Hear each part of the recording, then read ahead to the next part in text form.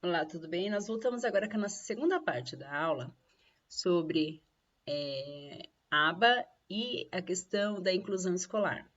Então, nós paramos na questão das etapas. Então, primeiro é a questão do profissional, que vai fazer esse programa, e ele começa por uma avaliação. Essa avaliação é uma intervenção que ele serve para quê? Para que a gente comece a compreender quais são os comportamentos que estão em excesso ou que estão em déficit. Dependendo do comportamento, ele pode ser avaliado diretamente. Assim, quando os pais chegam com alguma criança com algum comportamento especificamente, pode ser uma questão mais sensível, a gente precisa realizar uma avaliação funcional, como por exemplo, saber como que aquele comportamento ele desencadeia, ou seja, se o comportamento é agressivo, e também entender como que ele se mantém. Mas, para uma intervenção mais completa, que chamamos de uma intervenção compreensiva, que englobe todas as áreas do desenvolvimento, que visa a questão da integridade do sujeito, normalmente se utiliza algum tipo de instrumento de avaliação, tais como são os passos que vamos apresentar. A gente pode apresentar um inventário, que é ideal para crianças menores, pois permite saber quais são as áreas prioritárias para estimulação. A gente pode também fazer o VB-MAP, que é baseado nos marcos de desenvolvimento esperado para as crianças com desenvolvimento típico, com um forte acento na comunicação. Também permite avaliar as barreiras de aprendizagem de acompanhamento gráfico da evolução da criança. A gente tem o ABLLC, ABLLS/R, que ele vai mostrar quais são os comportamentos que são mais quebrados em pequenas partes em relação ao mapa que já foi realizado antes, ideal para as crianças um pouco mais velhas. O AFLS tem a mesma estrutura do ABLLSR, mas ele é voltado para as habilidades mais funcionais, muito utilizado para o fim da adolescência e para as crianças da fase adulta. O PAK, que é o Protocolo de Avaliação de Linguagem, tem 4 cadernos de avaliação e intervenção, sobretudo para autistas mais leves. O outro é voltado para um processo de avaliação de intervenção de habilidades sociais, que é o ponto principal de apoio para pessoas com autistas leves, verbais, mas que têm muita dificuldade na questão da socialização. Então, o ABA, ele estuda situações para fazer intervenções em comportamentos socialmente relevantes. O que é isso? Como que funciona essa uma intervenção baseada nessa ciência para as pessoas com autismo? Então, nós precisamos fazer a avaliação, depois a seleção de metas e objetivos, depois a elaboração desse programa, quais são as intervenções e, se necessário, um replanejamento. Essa avaliação comportamental, ela busca identificar as variáveis que controlam o comportamento e é necessário entender que os fatores biológicos, os sociais, os econômicos, culturais, a questão da idade, o estágio de desenvolvimento e o contexto que essa criança vive, consequentemente, vai fazer intervenção aí na questão dessa aprendizagem. E essa avaliação? Então, vamos lá. Envolve, primeiro, ouvir os pais, conhecer, fazer esse estudo com os pais, ouvir a própria pessoa com o autismo ou com a deficiência, fazendo uma avaliação do comportamento e quais são os objetivos. Identificar quais são os comportamentos em excesso. O que é isso, comportamentos em excesso? É tudo aquilo que prejudica o indivíduo. Por exemplo, se ele vai para a escola e ele grita 4 horas seguidas lá da aula, ele tem um comportamento aí que deve ser está em excesso, então tem que nos diminuir. Ou, por exemplo, ele tem uma autoagressão, baixa a cabeça na parede. Nesse caso, a gente tem que zerar esse comportamento excessivo. Um outro tipo de avaliação que nós temos que fazer são dos comportamentos que estão em déficit. Então, a gente pode fazer entre 2 pareamentos. O primeiro é o marco do desenvolvimento, onde a criança, por exemplo, com 2 anos fala frases curtas, ou seja, se ela não está falando, existe aí um percurso que ela precisa percorrer que ela ainda não chegou. E a gente também tem que pensar em marcos contextuais, ou seja, qual é a idade dessa pessoa, por exemplo, e que idade que a pessoa vai no mercado? Ela está com 11 anos, ela não vai no mercado, ela está com 20 anos, ela não vai no mercado, tem uma grande diferença. Quais são os comportamentos adequados ali que a gente espera da criança lá na escola? Ela senta, ela presta atenção, ela tem atenção compartilhada entre a professora e os colegas, ela presta atenção no que a professora está falando, ela faz a atividade quando a professora manda. Então, tudo isso aí são marcos contextuais, que estão dentro do comportamento que deve ter algum déficit aí, de acordo com a idade. E aí nós temos alguns marcos de desenvolvimento aí que eles somos ilustrativos. Por exemplo, um físico, um cognitivo, um linguístico e socioemocional. Então, com 12 meses, por exemplo, a criança já fica em pé e dá alguns passos sozinhas. Depois, com 3 anos, ela já corre bem. Com 5 anos, normalmente sabe sentar e usar o garfo e a colher para comer. Isso são marcos físicos. E marcos cognitivos. Com 12 meses, ela já explora objetos de formas convencionais, como chacoalhar, bater, ou pelo menos jogar, atirar. Com 3 anos, ela gosta de brincar com brinquedos e coisas que descobre como funciona. Com 5 anos, ela já conhece as coisas usadas diariamente, como o dinheiro e a questão da comida. No linguístico, com 12 meses, ela tenta imitar sons, corresponde a pedidos de falados simples. Com 3 anos, ela já sabe os nomes dos principais objetos e as pessoas da família. E com 5 anos, ela fala explicitamente, ou seja, ela sabe falar bem. E o socioemocional? Com 12 meses, ela repete sons ou ações para atrair, para jogar, faz a brincadeira do esconde-esconde, né? Achou! Com 3 anos, ela espera a sua vez nos jogos, imita os adultos e os amigos. Com 5 anos, ela sabe a diferença entre o que é real e o que é faz de contas. Então, aqui são alguns marcos de desenvolvimento, né? E a gente tem aí alguns marcos na questão da linguagem, que são principais, que a gente já observa na questão do autismo. 3 meses, gritos e choro. 6 meses, costuma pedir sons consoantes, ba, ba, ba. Com 1 ano, reconhece o próprio nome, fala pelo menos uma palavra. Com 18 meses, fala pelo menos 15 palavras. Com 2 anos, acena, gesticula, faz sons de animais, entende o que é não e começa a formar frases unindo 2 palavras. Com 3 anos aí, ele já conhece média de 450 palavras, é capaz de compor frases curtas, identificar partes do corpo, cores, usa palavras no plural. Outros marcos de desenvolvimento. Com 3 meses, aí no desenvolvimento social. Ela sorri, mostra com prazer. Ela tem prazer em interagir. Com 6 meses, ela começa a rir, jogar jogos simples, segurar objetos. Demonstra vontade de interagir com os pais ou com as pessoas ao redor. Com 1 ano, ela começa a ter emoções, passa a ser demonstrada essa emoção. Como ela apresenta ansiedade aí na questão de se separar dos pais ou de quem está cuidando. Também passa a compreender determinados objetos como tendo o seu, pertencimento, a questão da posse, a questão do egocentrismo. Com 2 anos, ela imita o comportamento dos adultos, já demonstra frustração, orgulho, carinho, entre outras emoções. Com 3 anos, compreende o gênero, interage com outras crianças. E os marcos motores ali são importantes também. Com 4 meses, consegue apoiar a cabeça para cima. Com 6 meses, rola de um lado para o outro. Com 1 ano, senta sozinha e começa a ficar em pé. Com 18 meses, já anda e começa a comer e beber com mais autonomia. Com 2, 3 anos, aprende a correr, subir e descer escadas. E aí a gente tem que lembrar que esses marcos, eles são parâmetros aí para a gente acompanhar esse desenvolvimento aí do que a gente espera para a criança. Depois que a gente faz essa avaliação, nós vamos para a segunda parte, que é a seleção de metas e objetivos.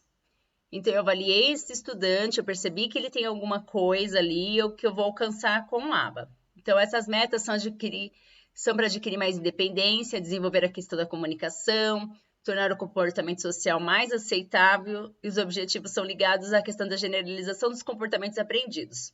A questão da funcionalidade, a questão da adequação da idade a médio e longo prazo. Cada habilidade pode ser aprendida e é dividida em pequenos passos, ensinadas com a ajuda de reforçadores que poderão gradualmente ser eliminados. Então, quais são a definição desses objetivos e a seleção de programas de ensino?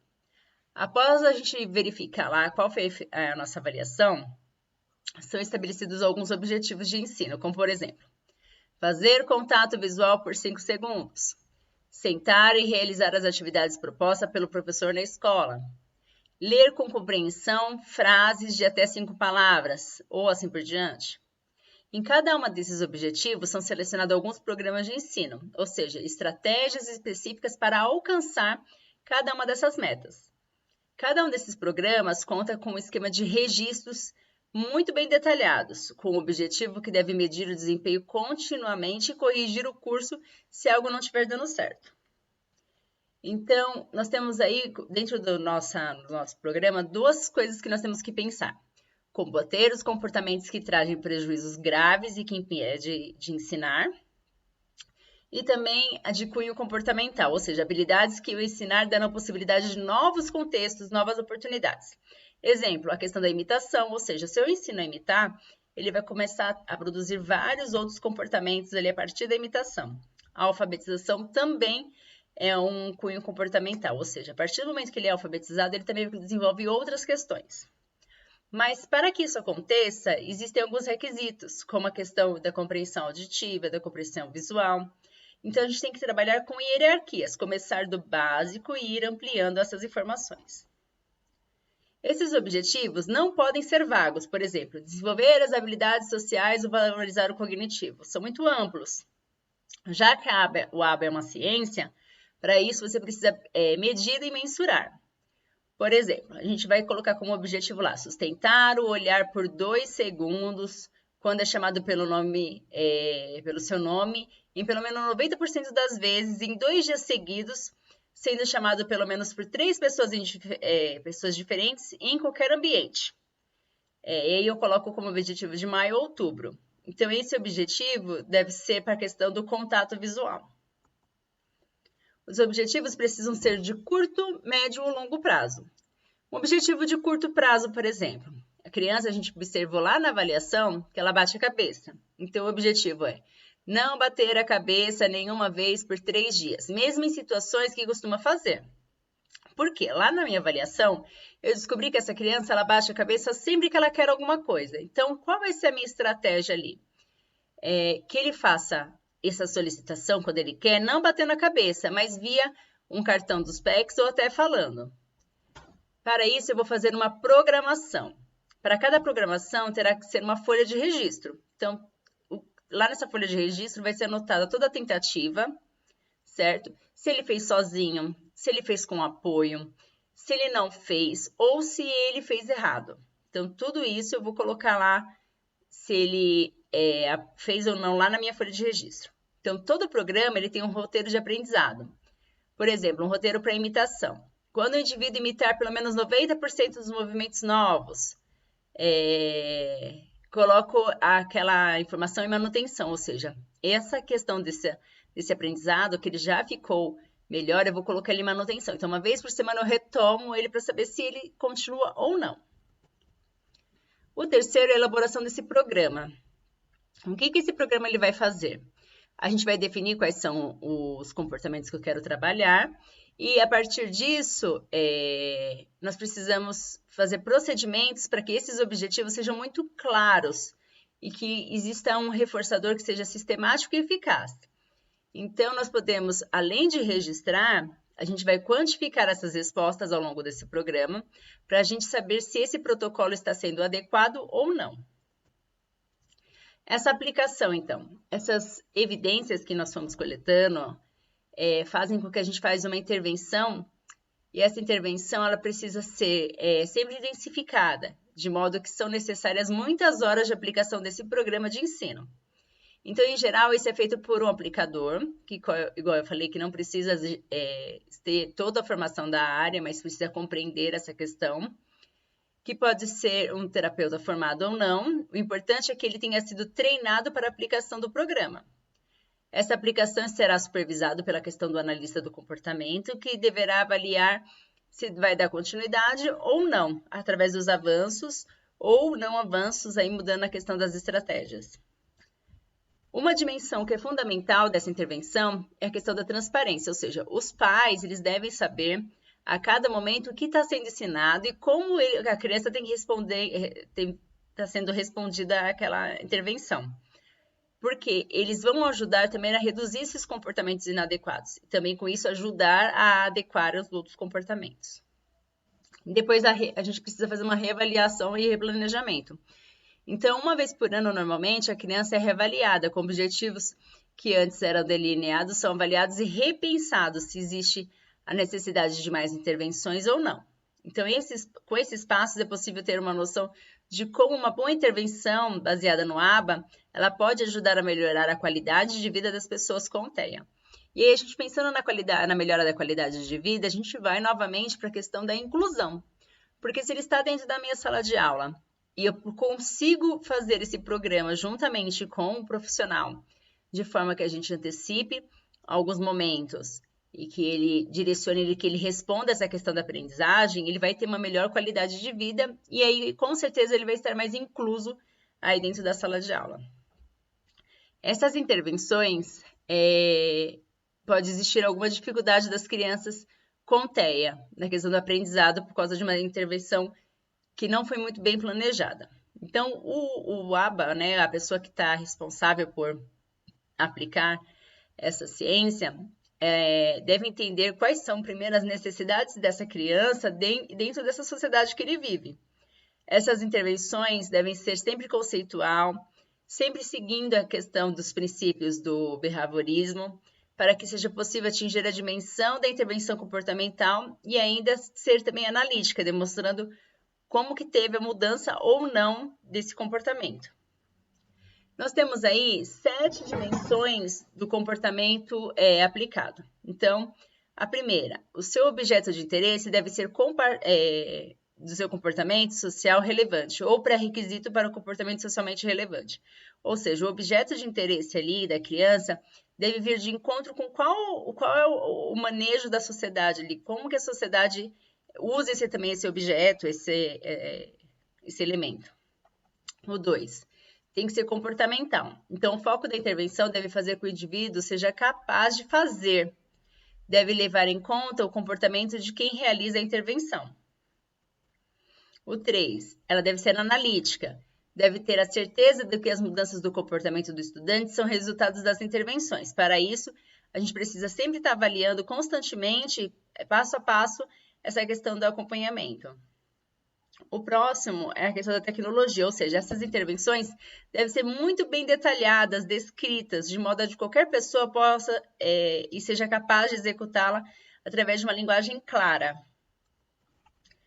Tem que ser conceitual. A linguagem utilizada deve ser correta do ponto de vista conceitual, evitando ambiguidades.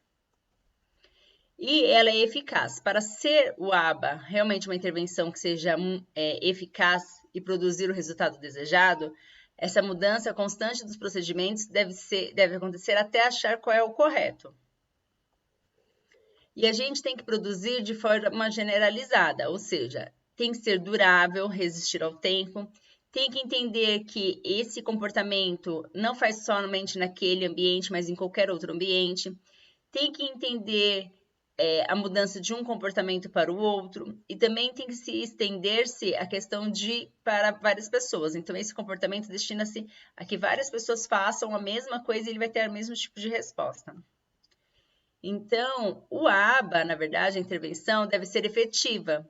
Então, por isso que lá dentro da sala de aula, o professor também pode trabalhar com alguns elementos do ABA para condicionar essa criança a ter a resposta que ele precisa lá e ser de forma mais efetiva a aprendizagem dele.